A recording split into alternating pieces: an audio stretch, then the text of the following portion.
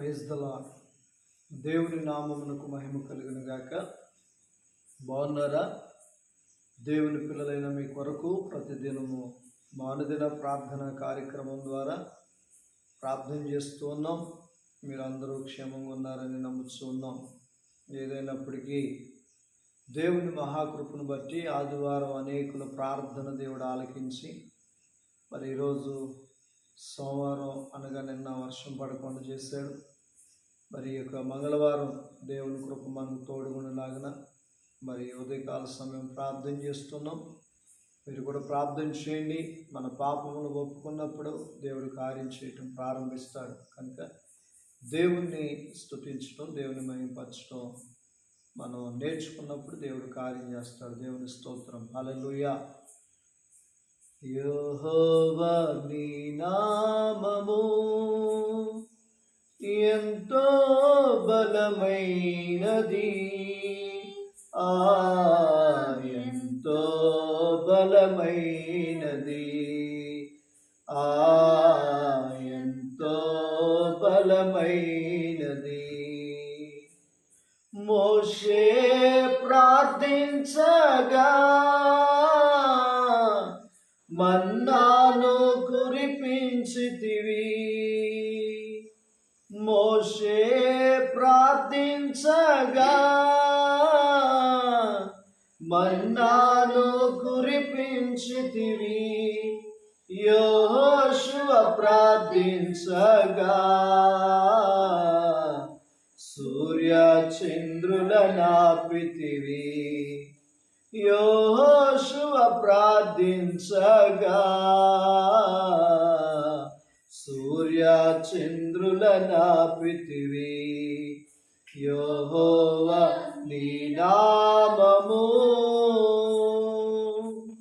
దేవుని నామము చాలా బలమైనది, ఘనమైనది. దేవుని సేవకులు ప్రార్థించినప్పుడు ఎన్నో అద్భుతాలు చేశారు, జరిగినాయి.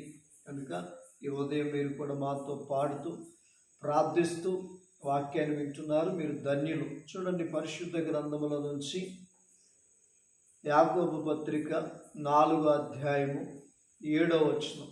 యాకోబు పత్రిక 4వ అధ్యాయం 7వ వచనం. కాబట్టి దేవునికి లోబడి ఉండిడి, అపవాదిని ఎదిరించుడి, అప్పుడు వాడు మీ యొద్ద నుండి పారిపోవును. ఈ మాట చదువుతున్నప్పుడు అర్థమవుతుంది అనుకుంటున్నాను దేవుని పిల్లలారా. మరి చాలామంది జీవితాల్లో అపవాది చాలా చిందరవందరం చేస్తూ ఉంది బ్రతుకుల్ని.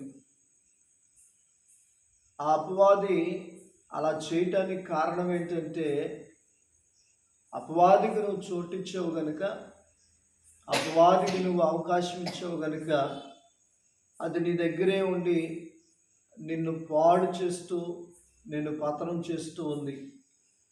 ప్రియ యవనస్తుడా, ప్రియ యవనరాలా, నీవు అనేకమైన వ్యర్థమైన వాటికి అలవాటు అవటానికి, పాడైపోవటానికి కారణం, వ్యర్థమైన వ్యసనానికి లోబడటానికి కారణం నీ యొక్క బలహీనతే. కనుక దేవుని వాక్యము యాకోబు గారు చెప్తున్నారు.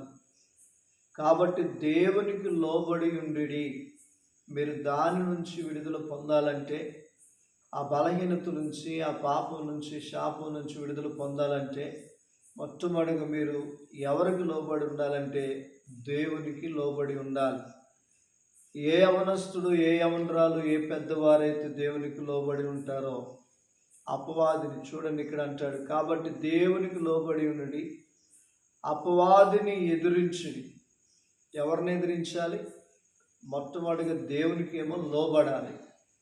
దేవునికి లోబడి ఎవరిని ఎదిరించాలంటే అపవాదిని ఎదిరించాలి. ఉదాహరణకు ఒక పిల్లోని కుక్క కరుస్తాకు వచ్చింది అనుకోండి, వాడి గబగబా వారి తండ్రి అక్కడ ఉంటే పరిగెత్తుకుంటే వెళ్ళి తండ్రి దగ్గరికి వెళ్ళి తండ్రికి లోబడి తండ్రి కౌగిట్లోకి వెళ్ళిపోయి వాళ్ళు వస్తున్న కుక్కను చూసి ఏం చేస్తాడంటే ఏయ్ అని అంటాడు, కర్రతో అంటాడు. అంటే వీడికి ధైర్యం ఎక్కడదంటే తండ్రికి లోబడ్డాడు, తండ్రి తన దగ్గర ఉన్నాడు. అందుకనే ఎగబడుతున్నటువంటి కుక్కని కర్రతో కొట్టగలుగుతున్నాడు.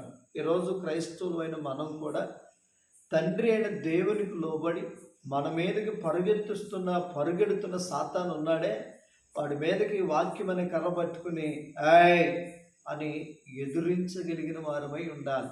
అందుకనే లోబడి ఉండుడి, అపవాదుని ఎదురించి, అప్పుడు వాడు మీ యొద్ద నుండి పారిపోను. లోబడకుండా నువ్వు అని అంటే ఆడు పారిపోవడం, నేను ఇంకా హింసిస్తాడు, బాధ పెడతాడు. కనుక దేవునికి లోబడి మీరు వాడిని ఎదిరించండి, అప్పుడు వాడు ఏం చేస్తాడంటే మీ యొద్ద నుండి పారిపోతాడు. దేవుని బిడ్డలారా, వాడు పారిపోయిన ఇల్లు క్షేమంగా ఉంటుంది.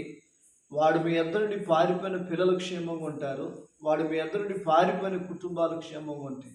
అలా ఉండాలంటే తండ్రికి లోబడండి, అపవాదిని ఎదిరించండి, దేవుడు కార్యం చేస్తాడు. ప్రార్థన చేసుకుందాం.